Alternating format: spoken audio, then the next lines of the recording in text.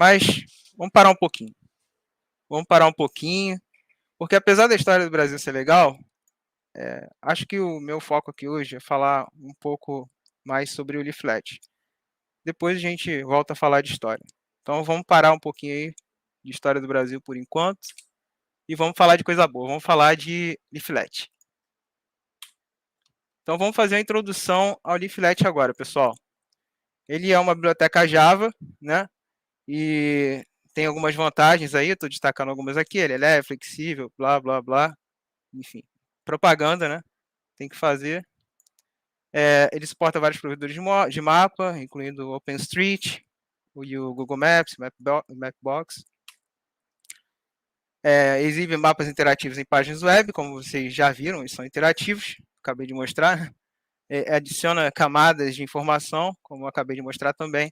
Permite interação, como vocês viram. Oferece suporte a eventos de interação. E isso daqui é mais... Tudo bem, cliques em marcadores, mas é mais fácil fazer essas coisas em Shine. A gente está trabalhando hoje aqui, e os exemplos que vocês vão ver são todos estáticos, em páginas estáticas, né? Então a gente vai tentar aí contornar as dificuldades que não é do fato de a gente não estar trabalhando em Shine, tá? No R, o CRAN tem alguns pacotes que permitem usar o Leaflet. O primeiro deles, e o mais usado, obviamente, é o próprio Leaflet. Com ele a gente cria os mapas com os dados geoespaciais de latitude e longitude. A gente também tem o HTML Widgets, que é quem viabiliza, né, a renderização do Leaflet no R. E temos o Leaflet Extra e o Leaflet Extra 2. Esses dois aqui, eles trazem add-ons, né, add-ins ou extensões para o Leaflet dentro do R. E a gente também vai falar um pouquinho depois, bem um pouquinho, se vocês quiserem usar, ao invés do outro método que eu vou mostrar, o Leafpop, para adicionar imagens, tabelas, gráficos aos mapas, tá? Também tem outros pacotes, mas esses daqui são os que eu usei na apresentação, são os que, se vocês quiserem usar na atividade que a gente vai ter no final, é os que estão aí à disposição. Então vamos lá. Para quem nunca viu R na vida, aí ouviu falar do EducaC, vamos aprender R. Tá aí desde cedo vendo palestra e tal. Primeiro aprendeu lá o R Commander, depois viu o ggplot. Já deve saber um pouquinho disso daqui, né? Como instalar pacote, mas eu vou repetir, tá? É chato, mas tem que falar. Primeiro a gente tem essa opção de digitar no console o comando install packages, né? E o nome do pacote entre aspas aqui. E aí, quando a gente faz isso, a gente baixa do repositório principal, do CRAN, no caso, o nosso pacote e ele vai ser instalado na nossa máquina, tá? Se você não quiser digitar, você pode vir aqui no RStudio, na aba Packages, né? Digitar o nome do pacote, clicar em Install Dependencies e clicar em Install depois. O carregamento é muito fácil também. Tem três formas de fazer.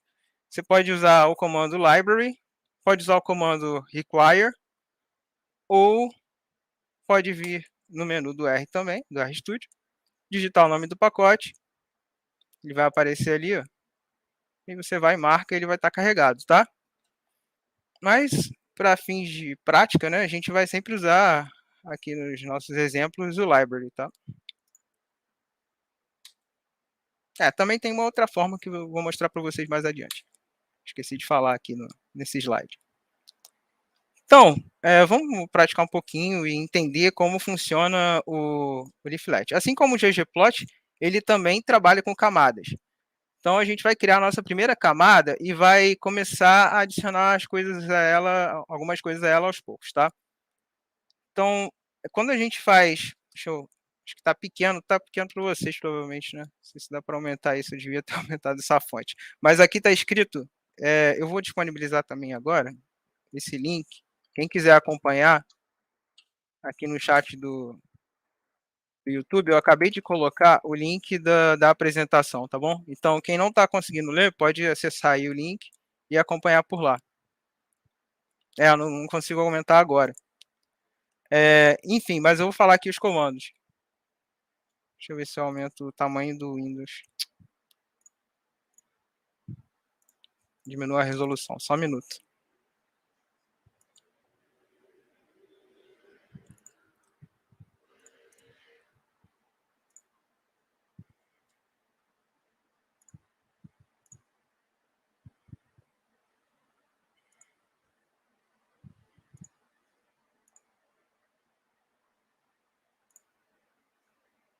Não melhorou não. Enfim. Só um minuto, pessoal.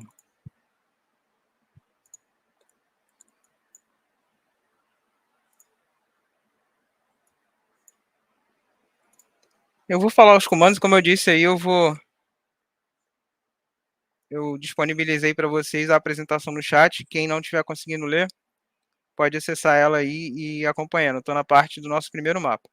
Aqui nesse slide, pessoal, eu estou usando o comando leaflet. O comando leaflet, ele cria um objeto. E esse objeto, ele tem um tipo, né? Ele é do tipo leaflet HTML widget. Então, aqui dá para ver que os dois pacotes estão envolvidos aí, né? Aqueles dois que eu citei lá no início, o leaflet e o HTML widget. E depois eu aplico um pipe. Um pipe é um operador que chama uma outra função aplicada ao meu objeto anterior. Então, esse objeto aqui, leaflet, está sofrendo o efeito, né? Está sendo aplicado em função, está sendo modificado a partir do addTiles. Então, o addTiles está adicionando alguma coisa ao meu objeto básico, o leaflet. E eu estou salvando tudo isso dentro de uma variável, tá? Aí eu apliquei aqui uma função chamada class. Essa função mostra o tipo do meu objeto. Por isso vocês estão vendo aqui embaixo que o meu objeto mapa é do tipo leaflet HTML widget. Então, esse código gera isso aqui. É um quadro em branco, né? Dá para ver que não tem nada nele. Se a gente der um zoom, vai acabar encontrando aqui os nomes dos países. Se der mais um, estados, cidades. Mas esse aqui é o quadro em branco, não tem nada a mais. Vou colocar o link de novo, Luciane. Aqui, ó.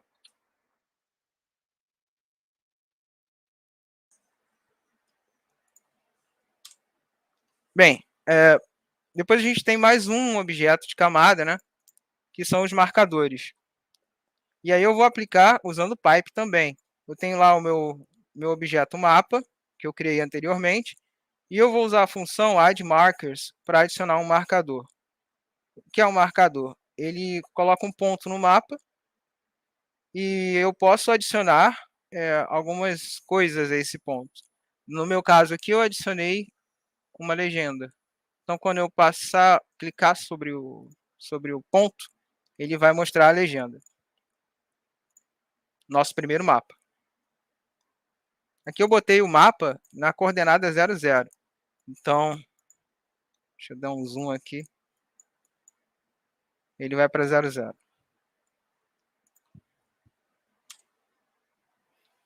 Então, agora, outra forma de usar marcadores é adicionando um ícone a eles. Então, ao invés de a gente usar o marcador padrão, a gente pode criar ícones ou adicionar ícones da biblioteca do próprio Leaflet, né? Também tem um outro marcador que eu não coloquei aqui, que é o Awesome Markers, né? Eu não adicionei ele, mas existe aí. Quem quiser testar depois, pode testar também. Mas como funciona essa questão aqui do ícone? Aqui eu plotei o seu Madruga em Acapulco, né? Coisa bonita, coisa formosa, coisa bem feita. E aí eu adicionei um GIF, fui lá no Tenor, peguei o GIF do seu Madruga, salvei numa variável GIF. E aí, para poder usar esse GIF, eu preciso transformar ele num objeto leaflet, tá? Para poder usar esse ícone, né? Porque isso aqui é um ícone dentro do ambiente leaflet, eu preciso transformar ele. Então, eu vou e aplico uma função chamada makeIcon, passo para ela a URL do meu ícone, do meu GIF, no caso, e isso aqui é opcional, tá? Eu coloquei aqui o tamanho, para ficar um tamanho proporcional, 125 por 100, não ficar muito grande. e pedir a classe para mostrar para vocês que ele é um objeto leaflet também, leaflet icon. Tem uma diferençazinha aí, que é o seguinte, eu vou falar mais para frente também, mas é o seguinte, quando você adiciona um pop-up, você não precisa transformar esse pop-up, não necessariamente, né, num objeto leaflet, mas a gente vai passar por isso também. Aí, como eu fiz antes, eu adicionei a coordenada direta aqui, eu não usei nenhum serviço externo para pegar a coordenada, eu peguei lá no Google mesmo e adicionei na mão, tá? Então, essa aqui é a coordenada de Acapulco. Passando para o mapa, ó, aquele nosso mapa lá que estava em branco, eu adicionei o marcador. E é a mesma forma. Passei os dados de geolocalização, latitude e longitude. Passei a função, passei o argumento para chamar o meu ícone do seu Madruga. Né? E aqui, ó, atenção, porque eu chamei tudo isso dentro do marcador. Tá? Não é fora do marcador, é dentro do marcador. Latitude, longitude e o meu ícone. Depois vocês vão ver que existem formas que a gente não precisa passar latitude e longitude dentro do marcador. A gente pode passar para a função inicial lá, aquela leaflet, tá? Mas aí, outra história, a gente vai ver mais adiante também. E aí, agora eu estou usando uma outra função aqui, que é a setView, para dar um zoom bem próximo aqui de Acapulco. Tá aí. Passar para o próximo. Então, a função marker, né, as funções que tem marker, elas podem receber elementos interativos. E agora eu vou continuar dando um exemplo agora com o pop-up, tá? Deixa eu descer esse daqui, porque não vai aparecer se eu subir. Aqui da mesma forma, eu adicionei, não sei se vocês conhecem essa ilha, Monurique. É muito famosa, tem um filme que se passa lá, chama Náufrago. Deixa eu clicar aqui para vocês verem. Com Tom Hanks. Enfim, vamos lá, vamos voltar aqui. Para fazer isso daqui, pessoal, eu criei outro objeto, mapa 2. Passei para ele mapa, ou seja, aquele objeto que a gente tinha lá atrás. E aí eu apliquei essas funções, add markers, da mesma forma como eu fiz antes. Adicionei o pop-up adicionei o pop-up depois, tá? Adicionei a minha imagem, adicionei meus dados de geolocalização, adicionei o label cadê o Wilson? Quando eu passo aqui, ó, ele fala cadê o Wilson? E adicionei o zoom, tá? E aqui, ó, pela primeira vez eu adicionei um pop-up com o pacote Leaf Pop. E aí, lembra que eu falei que tinha uma terceira forma de carregar pacote? Essa aqui não é bem uma forma de carregar pacote, né? Eu estou acessando o pacote diretamente, eu estou acessando a função diretamente pelo pacote. Então, quando eu coloco esses dois pontinhos aqui, eu consigo, depois do nome do pacote, eu consigo acessar a função, tá? Então, a gente tem lá no pop-up, no pacote Leaf Pop, a gente tem a função pop-up image, né? E para ela eu passei o meu GIF, esse GIF 2 aqui, que está salvo. Ó.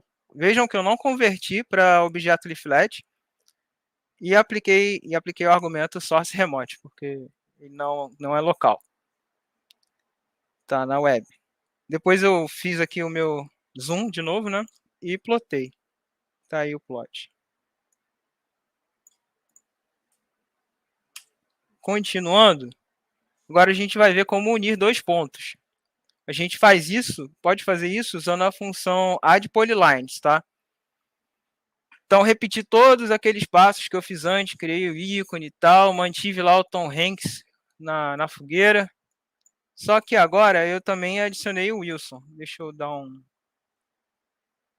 Aqui, o Wilson se movendo em direção ao mar.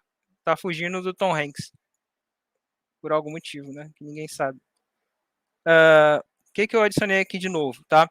Adicionei o Polylines. E aqui nos argumentos do Polylines, agora eu para poder ter uma linha, né, eu preciso de 2 pontos, obviamente. Então, agora eu tenho 2 pontos. Tá vendo? Tenho 2 observações dentro do meu vetor de latitude, tenho 2 observações dentro do meu vetor de longitude. E com isso eu consigo criar um data frame e passar os meus pontos e plotar o meu com o add polylines a minha linha.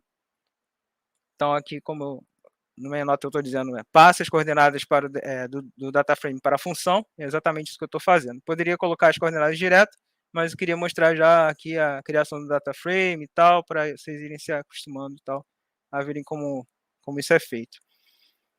E aí, eu adicionei o add moving marker, que é um outro tipo de marcador que permite a gente criar um objeto que está se movendo. Ele funciona melhor no Shine.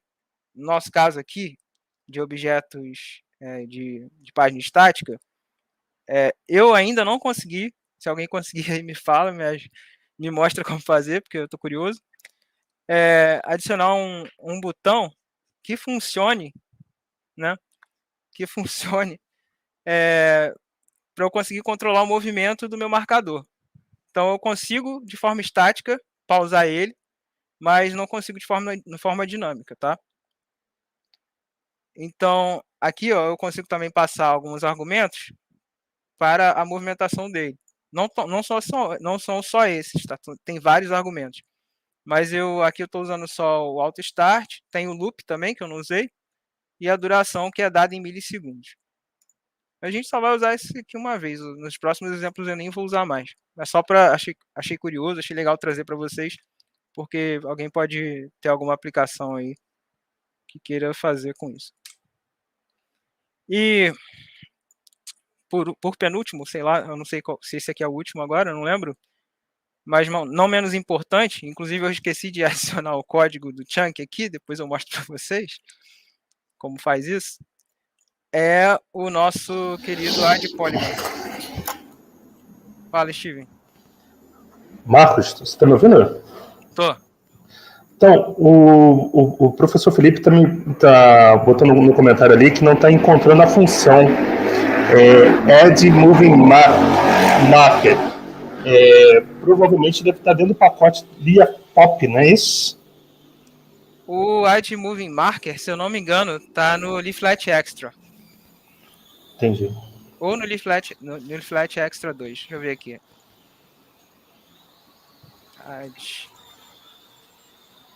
Ele tá no Extra 2. Aí Entendi. você tem que instalar o Leaflet Extra 2, ô Felipe. E aí, mais alguma pergunta? O pessoal também está perguntando sobre o código, vai ser disponibilizado. Eu acho que já está no GitHub, não é isso? Já tá, já. Eu vou passar aqui para vocês agora. Inclusive tá lá a tabela que vocês vão usar depois também. Tá? Todos os pacotes estão lá. Lá no README tem os pacotes também. Enfim, continuando aqui. Eu esqueci de colocar o chunk, esqueci de botar a opção do echo true, include true, para poder mostrar para vocês o chunk. Mas é basicamente a mesma coisa do add polygon, só que a diferença é que agora eu formo uma figura geométrica, ou seja, se eu quiser formar um triângulo, eu preciso de 4 observações lá no meu vetor ou no meu data frame, porque eu preciso fechar ele, e eu fecho ele com a observação inicial. Depois, se vocês não entenderem isso, a gente pode voltar aqui no código lá e eu vou mostrar para vocês certinho. Agora, uma parte bem legal, aqui eu estou no GitHub do Leaflet Extras, né? E com ele a gente tem acesso a uma biblioteca de providers, né? De templates de mapas diferentes do OpenStreetMap comum. Aqui a gente tem o OpenStreetMap, que é o que já vem por padrão quando a gente plota um ggplot, não. Quando a gente plota um leaflet map, e a gente vai mostrar algumas opções para vocês aqui, ó. Aqui a gente tem diversos tipos de mapa e tem também tipos de camada, né? Eu posso, por exemplo, usar... deixa eu pegar um aqui legal, de topografia. Esse aqui. Esse aqui mostra a topografia dos países, por exemplo. Ele mostra de forma bem mais clara, né? Mostra o tipo de terreno também. Então aqui a gente tem a Cordilheira dos Andes. Aqui dá para ver que é a floresta amazônica. Aqui o cerrado bem grande, né? e o nosso interior. Dá para ver também os rios, né? Uma coisa legal que vocês vão ver aqui nos mapas, geralmente, essa é uma coisa que se sobressai, inclusive nos mapas antigos. No final da apresentação, eu vou mostrar alguns mapas antigos, e neles dá para ver muito bem que, mesmo eles sendo, entre aspas, ruins do nosso ponto de vista, né? Para a época, eles eram excelentes, porque eles conseguiam passar para os observadores, né? Para quem estava estudando, os pontos de referência mais importantes. E aqui a gente pode verificar isso. Deixa eu mostrar mais uns para você aqui. Tem o do Iron Maiden, muito legal. Ó, esse aqui eu não usei, não. Eu mostro os países e tal, é bem maneiro. Chama Thunder Forest Spinal Map. Deixa eu ver outro legal aqui. O que eu usei lá no início da apresentação é esse Stamen Watercolor, né? E aí esses mapas assim, que não tem nada, a gente consegue adicionar um layer, né? Depois, vou dar um exemplo aqui do background. Isso aqui é o background vazio. A gente consegue adicionar um layer com as divisões geográficas e tal, com o nome das cidades, países. Também tem opções de mapa que a gente consegue verificar. Deixa eu ver aqui. São muitos mapas, cara. Eu fico perdido. Aeroportos, atividade vulcânica, piso do oceano. Aqui outro mapa tipo de topografia. Enfim, eu podia ficar aqui a tarde toda falando sobre isso aqui, que eu acho bem legal também. Mas vamos em frente. Então vamos aprender agora a aplicar outros templates. Vamos chamar de templates, tá?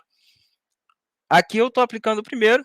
Então, eu estou usando a função leaflet para criar o objeto leaflet. Só que aqui, ó, eu não tô salvando a minha função, a minha instrução em uma variável. Eu só quero plotar o gráfico, então eu só fiz leaflet, criei uma variável temporária, vamos dizer assim, passei o pipe, né? E adicionei o add provider tiles, que é a função que a gente usa para adicionar templates que não são o padrão, né? Quando a gente usa o add tiles, a gente está adicionando o padrão. Quando usa o add provider tiles, a gente adiciona outros. Aqui no caso eu usei o Stem and Terrain Background. Mostra o terreno. Eu não sei se eu botei. Ah, não, isso aqui está sem nada, tá certo. E agora, depois que a gente já viu como adicionar templates de diferentes mapas, básico, né? Vou mostrar para vocês como a gente adiciona camadas, tá? Camadas são isso aqui. Como eu mostrei lá no início, um daqueles mapas, ó, eu consigo adicionar e tirar informação, né? Então, como a gente faz isso? Essa primeira parte vocês já viram, né? A gente coloca o add provider tiles para colocar um template externo não, um template extra, né? Vamos dizer assim. E a gente tem a opção Group. Quando a gente usa a opção Group, é como se a gente estivesse dando um nome, um ID para essa linha de código aqui. Então, essa linha de código, essa camada agora se chama terreno. Então, essa camada aqui se chama terreno. Guardem isso, tá? Essa camada aqui de baixo se chama legenda. Essa outra camada, que é o círculo, que eu marquei ali, o marcador, se chama marcador. Então, o meu marcador se chama marcador, óbvio. E aí, para controlar isso, a gente tem que usar uma função, pode usar uma função chamada addLayerControl. E quando eu passo esses argumentos baseGroup, eu podia ter passado aqui sem essa sintaxe de criação de vetor, né, que a gente geralmente usa para criar vetores, isso aqui, o C seguido dessas aspas, desses parênteses, quer dizer. Mas eu deixei aqui só de exemplo.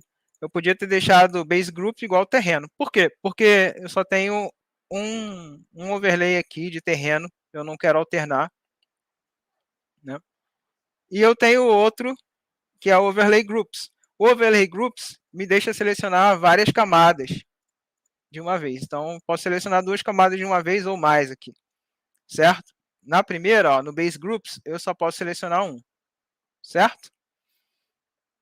E aí, grupos secundários, eu posso marcar mais de um, isso aí. E aí aqui eu estou dando um zoom out, né?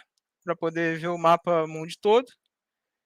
E aí temos mais uma função legal para visualização, que é o Hide Group. O que ela faz? Quando você abre um mapa novo, não necessariamente você quer ver tudo que está no seu overlay. Então, você primeiro quer, assim que você abre o seu mapa, você quer ver um marcador. Aí depois você adiciona a legenda para dar contexto para a sua apresentação. É legal para criar apresentações tipo storytelling, essas coisas, né? Então vamos lá. Tá, agora começa a parte prática. O tema da nossa aula é falar sobre história e tal, e mapas, mas como os dados históricos do início do descobrimento, né, da época do descobrimento do Brasil, não são tão legais assim, para se trabalhar de forma programática e tal, eu achei legal também trazer um exemplo atual. Ops, vamos voltar lá.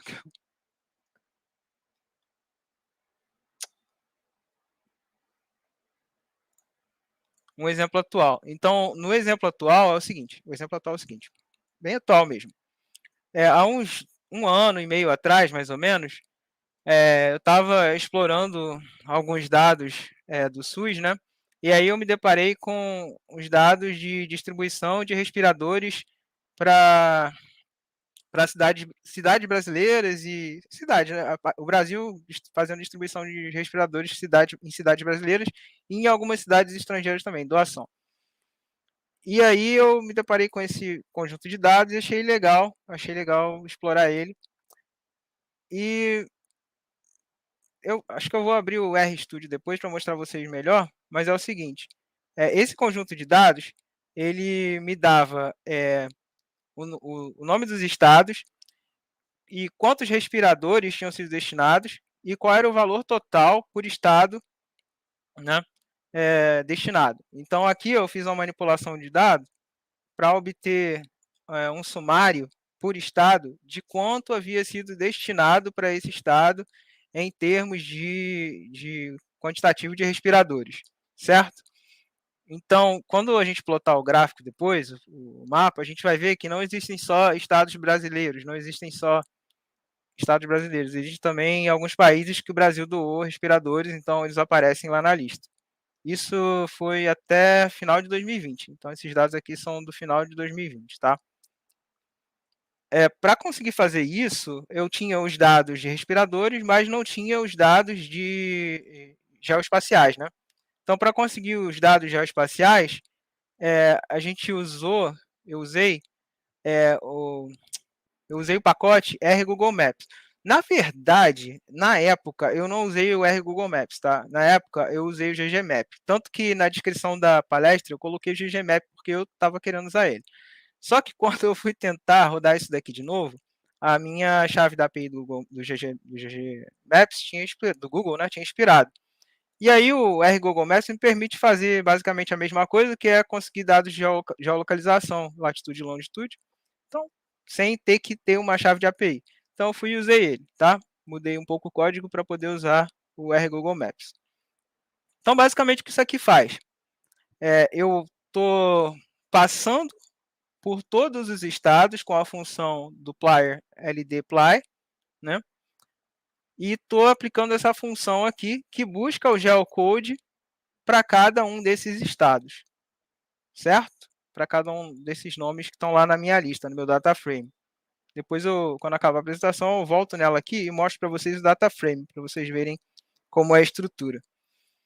E depois ele me retorna um data frame com o nome status, tá? Então, agora, passando para o Flat, a gente agora tem os dados sumarizados por estado, em dinheiro, né? De quanto esses estados receberam em respiradores. E temos também os dados geoespaciais. Então, agora eu vou salvar aqui nessa variável map_resp o meu objeto leaflet. E vejam aqui, ó, eu estou passando para o meu leaflet, né, para o meu comando, que vai criar o meu mapa base, vamos dizer assim, o meu conjunto de dados direto. Então, não estou passando mais longitude, latitude ali embaixo. Agora eu estou passando aqui o meu conjunto de dados, porque ele está de acordo com o modo como o Leaflet vai conseguir ler. Quando eu apliquei a função rGoogle Maps Geocode, eu trouxe duas variáveis lá, lat e long. Então, o Leaflet consegue ler isso diretamente, eu não preciso passar na mão para ele, não. Depois eu adicionei o grupo, tá. Aí eu adicionei o Add Tiles, né, que é o meu Canva vazio. E aí, aqui eu passei para ele um grupo. Eu chamei ele de base, que é o meu mapa base. Adicionei o Provide Tiles, e aí eu usei outro, diferente dos que eu já tinha usado, que vocês viram lá, né? E chamei ele de terreno, tá? Porque ele é um tipo de tile topográfico.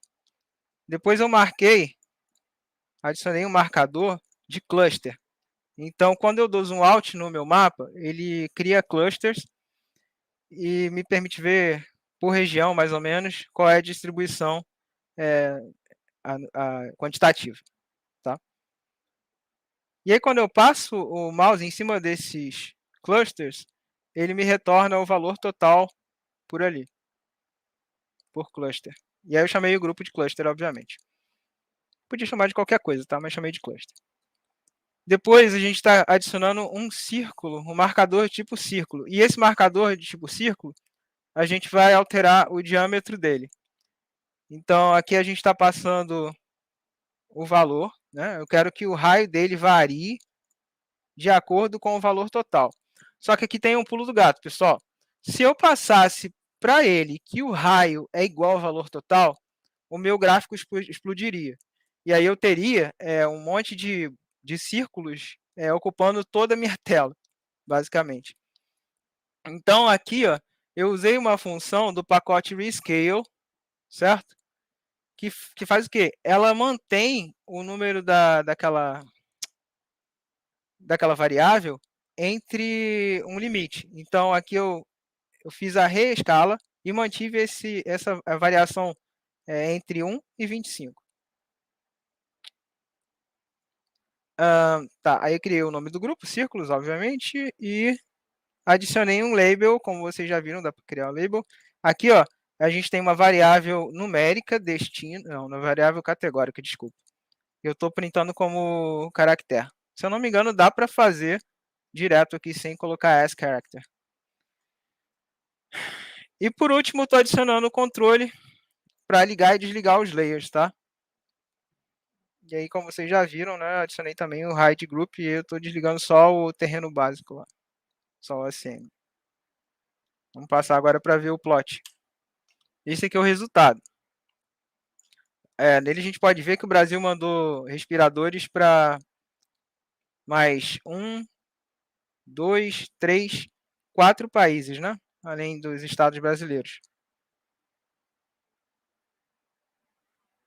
Além dos estados brasileiros. E aí é legal ver como a função rescale funciona, porque depois eu posso até testar com vocês, se a gente tentar fazer sem o rescale, ou tentar fazer dividindo, ou criando uma escala na mão, vai ficar um negócio meio bizarro. Fica difícil de ver. Os clusters são isso daqui, ó. Estão vendo? Quando eu passo o mouse em cima, ó, ele me dá clusters de pontos. Então aqui a gente tem marcadores, né? Tem círculos indicando a quantidade de dinheiro, certo? Que foi destinado. Quando eu clico, ele me dá a quantidade de dinheiro. Daria para melhorar um pouco essa visualização aqui e colocar a unidade monetária, né? Dá para melhorar depois, vou melhorar, até porque esse projeto não acabou, como vocês vão ver no final. Eu vou contar para vocês que eu vou ter que continuar isso, porque agora que eu comecei, vai até o final esse negócio de história. E o repositório vai continuar lá. Enfim, eu achei bem legal a visualização. É só para mostrar para vocês que se você tiver dados geoespaciais e dados de outro tipo, né, que estejam relacionados à geolocalização de alguma forma, a gente consegue criar umas visualizações bem legais que trazem informação relevante. Inclusive,